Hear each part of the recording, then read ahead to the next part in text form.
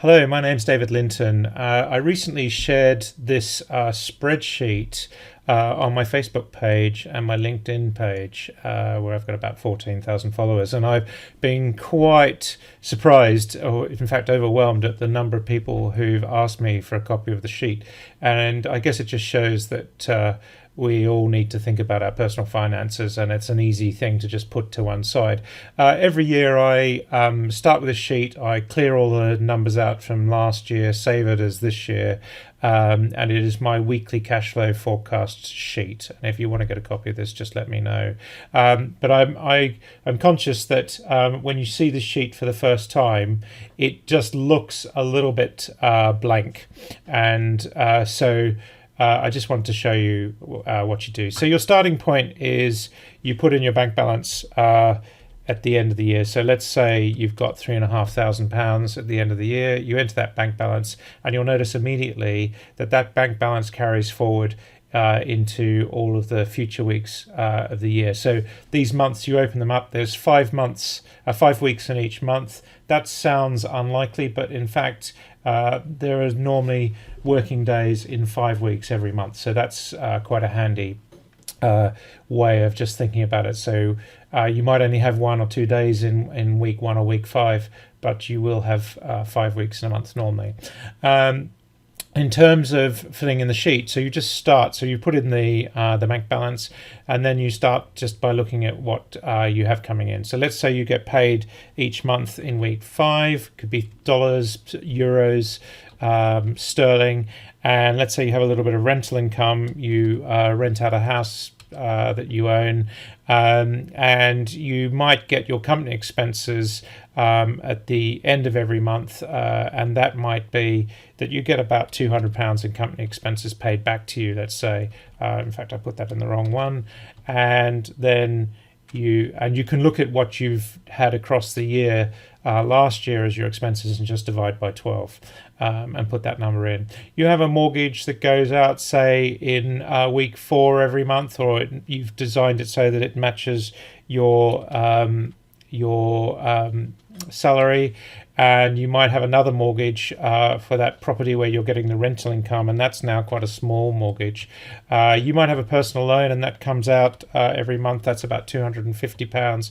Your broadband bill normally comes in at £50 in the second week, and your tax for the council might be 75, your local tax. Your house insurance is normally a once in a year event. House repairs come and hit you, and you might pay those direct out of your bank account, and you might have a cleaner that you pay cash each week, which you can also just put that in. So you could just put the cleaner in as £20 a week, and you just copy those cells across. So you spend £100 a month on your cleaner. That's £1,200 a year. It all adds up. Your utilities bill might come in, say, the middle of the month, and that might be about £120 a month. You might also just draw out cash every week. And let's say you do draw cash. Not many people drawing cash now, but let's say you do draw 50 out every second week, maybe. So or a couple of times a month. So you can just go and put that in, and then credit cards, normally the big one. My credit card normally falls in week 2. Just take what you spent the year before on your credit card, divide by 12, and put that number in. And in my case, it's an Amex card, and I do have a second credit card because not everywhere takes Amex, and that bill might be a few hundred a month. You might then have pension contributions if they're not already coming out of your salary, and if you're based in the UK, you might have a tax bill coming at the end of the month. So that's coming there as well, and then any other expenses you can add them in as you wish.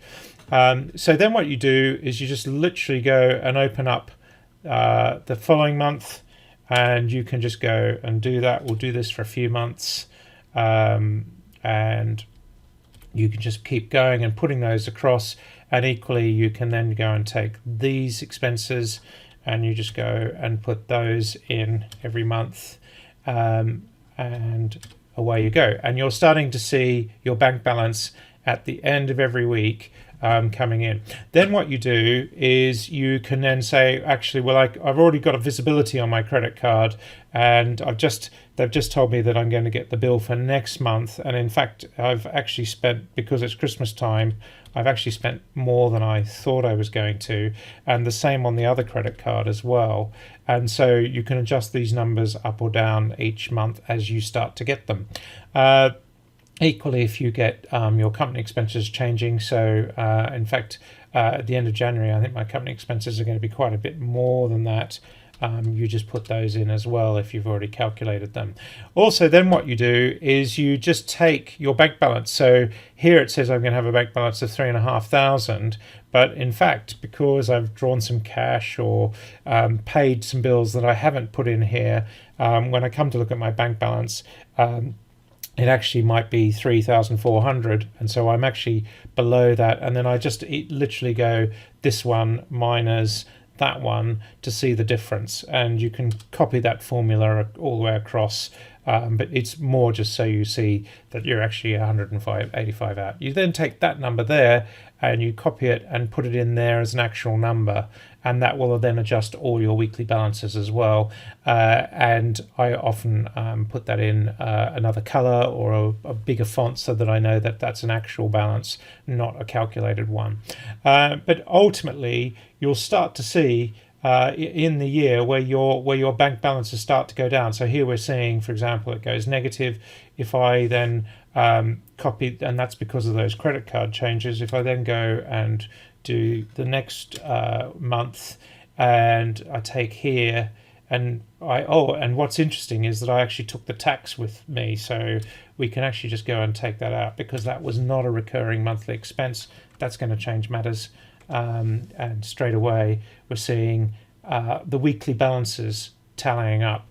So it's a really good way, and you can put this in right the way across the year, and you can then see how your balances, where your low point in the year is, where your bank balances are at their best or at their worst. You see your yearly totals as well. Go all the way across the year to start with, and then make the adjustments as you go. You see your yearly totals. And so any money coming in or going out that changes, this will change all those totals. Don't change the monthly columns. Don't put anything in there because they all add up the weeks. And you can always add or subtract, enter or insert or delete rows in the sheet. So it's quite a good way of just opening up your balances and seeing how to do this. So it's really simple. Take you 20 minutes to get started, and then from then on you just see your finances for the year. It's not rocket science. Anyone could make this sheet, but as I've already done it, I thought I'd share it.